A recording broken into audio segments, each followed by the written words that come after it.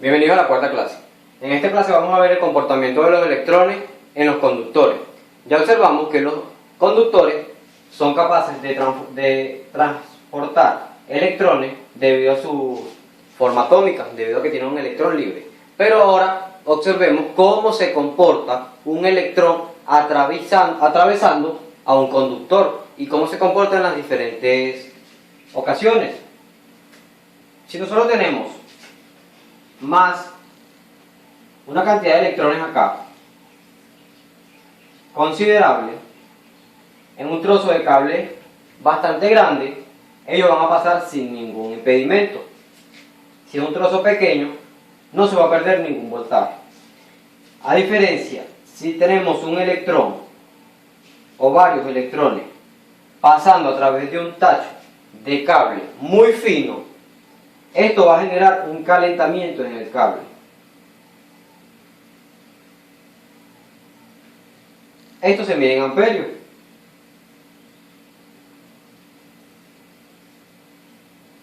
La cantidad de electrones que van a pasar se mide en amperios.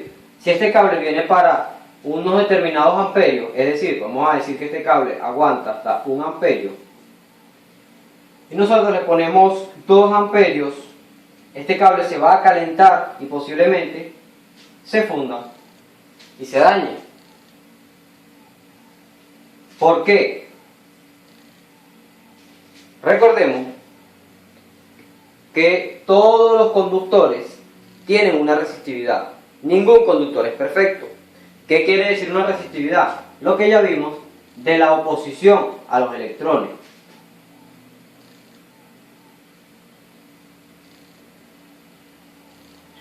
Grafiquémoslo de esta manera para que sea un poco más fácil comprender. Observemos que este es el camino de los electrones. Parece un camino bastante perfecto, ¿verdad?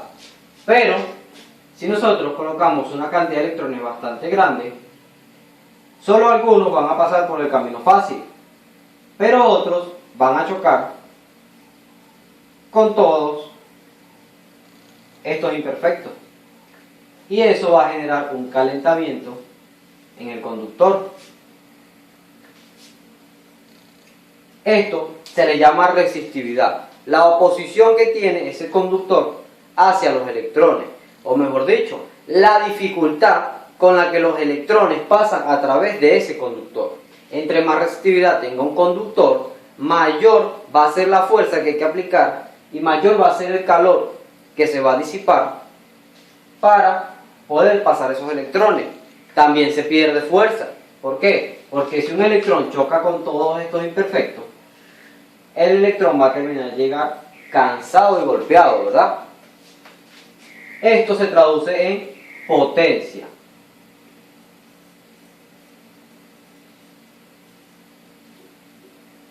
Ya vamos a ver qué es potencia, pero por los momentos concentrémonos en esto.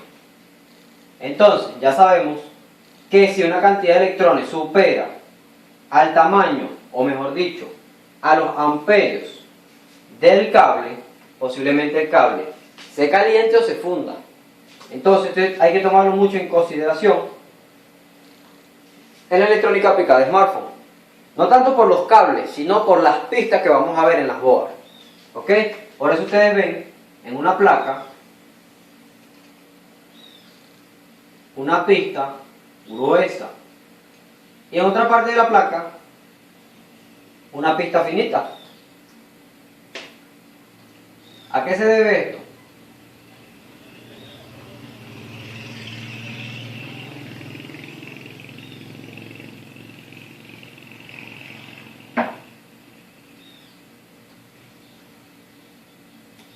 ¿A qué se debe que tenemos una pista gruesa y una pista fina? A la cantidad de electrones o a los amperios que aguanta esa pista. En las líneas de alimentación principales siempre vamos a ver una pista bastante gruesa. Es por esto, por la resistividad que tiene esa pista. Si la hacemos más estrecha, va a pasar esto, se va a calentar y se va a fundir. Pasa mucho cuando se sobrecalienta o se aplica un voltaje que no es a la línea. Pasa esto, se funde. Esto es uno de los factores que determina el comportamiento de los electrones. Otro factor es este, la longitud. Lo largo de esa pista o de ese cable o de ese conductor. Como todo tiene una resistividad, no es lo mismo que una cantidad de electrones se golpeen en este pedazo que se golpeen en todo este camino. ¿Ok? Esto tiene una mayor resistividad porque tiene una longitud más larga. Si acá tenemos un volts, acá no va a llegar un volts, porque este tramo de cobre no es muy largo. Pero si acá tenemos un volts, y suponiendo que este es aluminio, que es un conductor, pero es peor conductor que el cobre, y este tramo de cobre es de alrededor de 10 metros, acá posiblemente no nos llegue ningún volts, o nos lleguen unos milivolts muy pequeños, alrededor de 80 milivolts. ¿Ok? ¿Por qué? Porque los electrones se cansan. Los electrones se cansan de tanto golpearse, los electrones se cansan de tanto viajar. Entonces, fácilmente los electrones van aquí viajando. Y cuando van por acá, deciden quedarse en un átomo. Y se quedan orbitando un átomo de por ahí. Y no llegan hasta el final del camino. Ese es otro factor que hay que tener en cuenta. ¿En qué aplica todo esto? Aparte de que estamos viendo lo básico de la electrónica. En que, si vamos a hacer un jumper, y es una línea de alimentación que lleva bastante voltaje, suponiendo la B-push, que es la línea de 5 voltios del pin de carga, y la hacemos con un jumper de 0,01 milímetros, que comercialmente es el hilo de cobre más fino que se consigue, posiblemente esto no me aguante. ¿Por qué? Porque ustedes dan 5 volts de fuerza, de tensión, ok, pero si es un teléfono de carga rápida, va a llevar por esa línea alrededor de 1.2 amperios.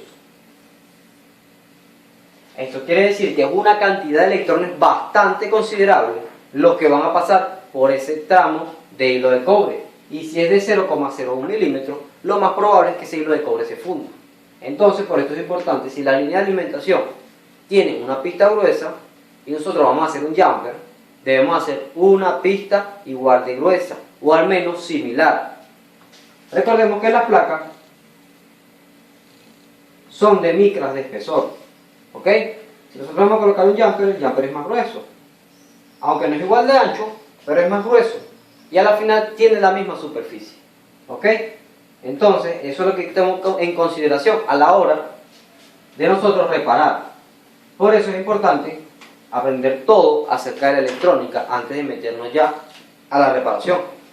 Bueno, hasta aquí la clase de hoy. Ya vimos cómo se comporta un electrón a través de un conductor.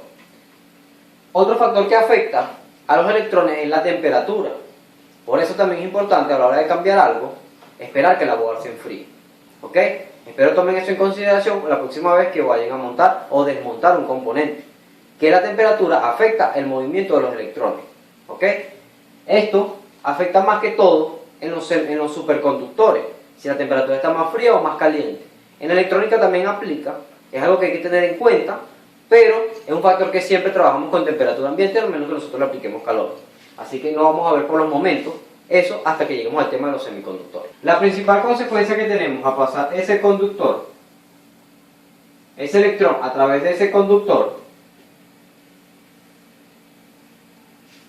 es lo que nosotros llamamos electromagnetismo, ya que los electrones están cargados con una energía, negativamente, pero están cargados con una energía. Al pasar por el conductor, generan una corriente electromagnética. Esta corriente electromagnética se le llama la ley de la mano derecha, debido a que si colocamos frente a nosotros nuestro puño y nuestro dedo pulgar lo levantamos y lo giramos hacia adentro de nuestro cuerpo, esto es el sentido que tiene ese electromagnetismo a pasar los electrones por ese conductor. Es decir, que si tenemos un trozo de cable así, el electromagnetismo llevará esta forma. ¿Ok? Entonces, nosotros tenemos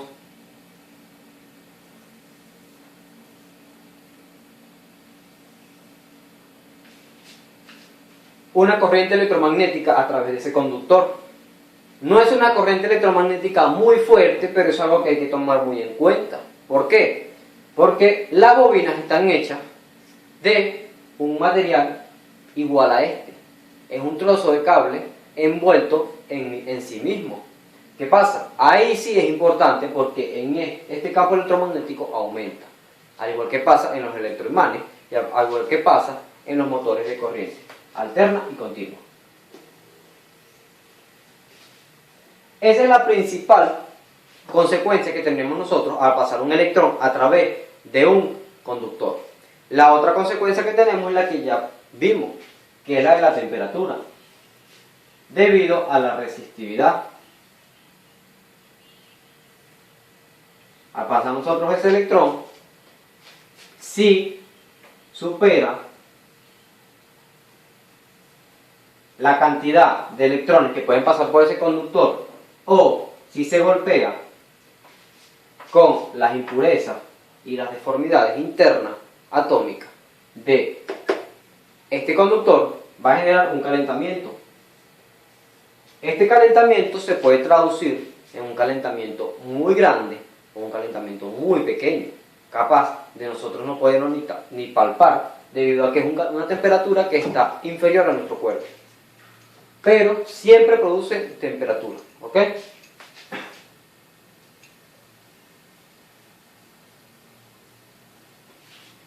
Otro tipo